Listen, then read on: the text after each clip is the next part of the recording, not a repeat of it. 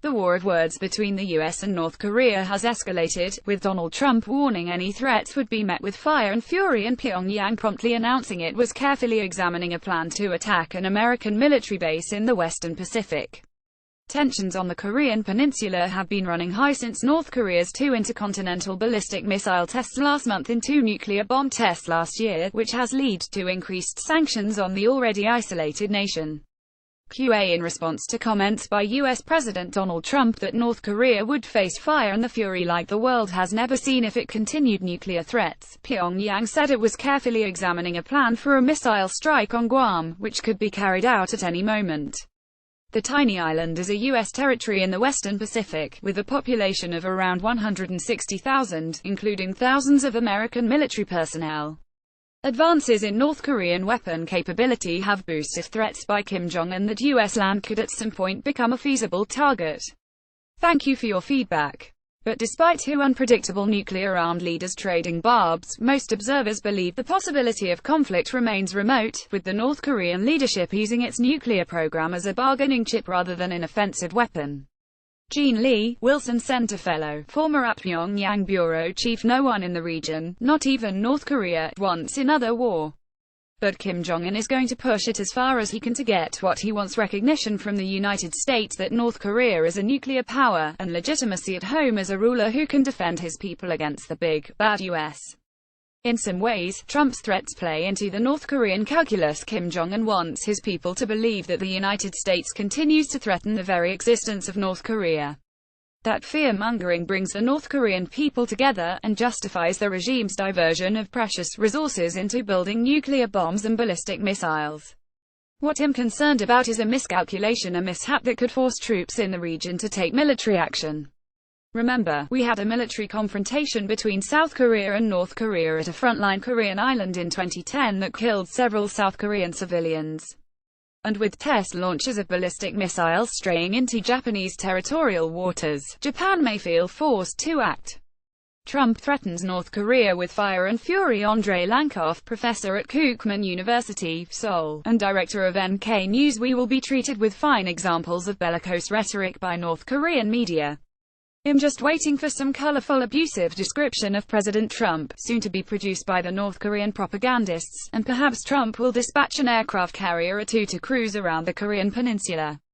Once North Korea finishes development and deployment of a nuclear force capable of hitting the continental US, they might be ready to talk about a nuclear and missile freeze. The US should accept this option. There is a very little probability of conflict. But North Koreans are not interested in diplomacy. They want to get the ability to wipe out Chicago from the map first, and then they will be interested in diplomatic solutions. They will get such capability within a couple of years. The US president is employing both rhetoric and tactics which for decades have been used only by the North Korean side of the conflict. On the North Korean side, it is business as usual. Of course, they repeat their promise to transform Seoul into the Sea of Fire every few years. North Koreans are not interested in diplomacy. They want to get the ability to wipe out Chicago from the map first. Andrei Lankoff, Ji Young-song, senior lecturer in Korean Studies, University of Melbourne. They will exchange some harsh words for a while and until Washington talks, secretly or publicly, with Pyongyang. Kim Jong-un will keep test firing. There is no military solution to the North Korean problem. North Korea wants to be recognized as a legitimate nuclear state by the US and establish diplomatic relations with the US. Constantly reminding the world and especially the US of their nuclear and missile capabilities is part of their regime's survival calculations. All options are on the table for Pyongyang, and North Korea did propose peace talks with the US a number of times to end the 1953 armistice and replace it with a peace treaty. What North Korea is also trying to do is to break the South Korea's alliance and undermine the new South Korean President Moon Jae-in's initiatives for improved inter-Korean relations. He's proposed numerous talks with North Korea, and Pyongyang has deliberately ignored Seoul's good gestures.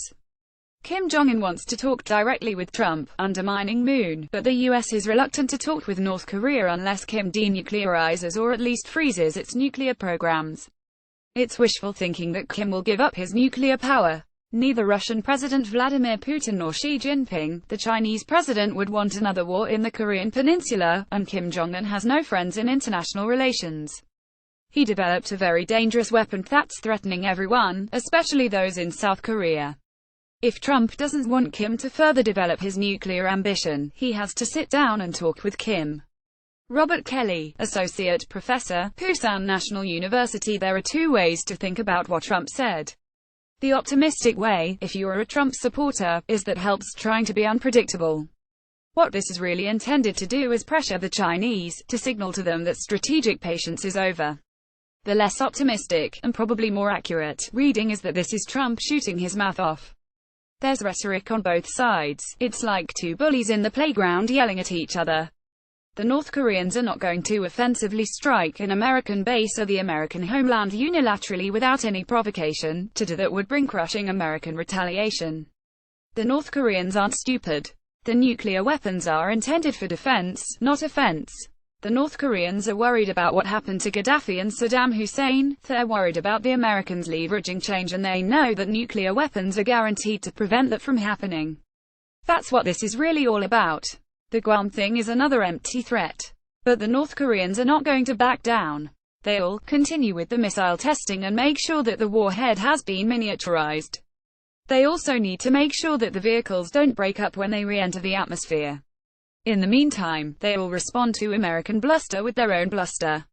We're not used to unpredictability and anxiety coming from the American side of this relationship. That's why people are so unnerved. We're not used to POTUS talking like this. John Delury, North Korea expert, Yonsei University, Seoul. For all the bluster, there is no rational case for war, and sanctions have proved their inefficacy. So, if we want any progress, we are left with diplomacy. The U.S. message to Pyongyang should be, we want you to prosper, and maybe after you have prospered you'll be able to let go of the nukes because you are feeling more confident and you are integrating into the region and you want to be like the rest of East Asia. But some people don't want progress. For example, if you are focused on non-proliferation, then there is a good argument that you just want to beat up North Korea every day and isolate them and keep them down so that every other country that is considering going nuclear says to themselves, well, I sure don't want to be North Korea. There is a rationale for that. The North Koreans love the verbal hostilities. They will do this ad nauseum. They are happy to do daily threat battles with the White House. That is actually quite wonderful for them. They like the attention, and it all underlines their point that they are under siege by the Americans. But an outbreak of military conflict is not impossible. It is hard to get the balance. I do think there are real things to be concerned about. I think South Koreans are insufficiently concerned and not watching the situation enough. I think the South Korean government is being too quiet about this. Professor Andrew O'Neill, ballistic missile testing expert, Griffith University. Much will depend on North Korea's actions with respect to missile testing. If NK tests a nuclear device they tested to in 2016 after two watershed ICBM intercontinental ballistic missile testing in July, this will be highly provocative and place intense pressure on the US and its allies, as well as China, to come up with additional measures to pressure Pyongyang. The problem here is that a Security Council sanctions haven't worked in restraining North Korea, and there is no appetite for carrying out military strikes against North Korean WMD installations for fear of triggering a wide conflict in Northeast Asia. President Trump's fire and fury comments, however, could be a game-changer in the sense that he may feel compelled to use military force to uphold U.S. credibility internationally. If he doesn't act in the face of a major North Korean provocation, his own credibility will take a big hit, which may in itself move him closer to military action. The cycle historically has been that both sides have become more risk-averse as conflict becomes more likely. The possibility this time around is that Kim Jong-un and Donald Trump may have too much confidence in the capacity to manage a crisis and de-escalate before a spiral gains traction. It's important to appreciate that Kim Jong-un's domestic circumstances also play a role. Turnover at senior levels of the regime is frequent and brutal, and Kim's position is not necessarily secure. He would be anxious about the potential for a Chinese-sponsored coup and his own power base. Standing up to the enemy that is the foundation for NK's historical and contemporary threat narratives, i.e. the US, plays well with Kim's domestic base and probably helps to reinforce his control over the regime, the military and the party.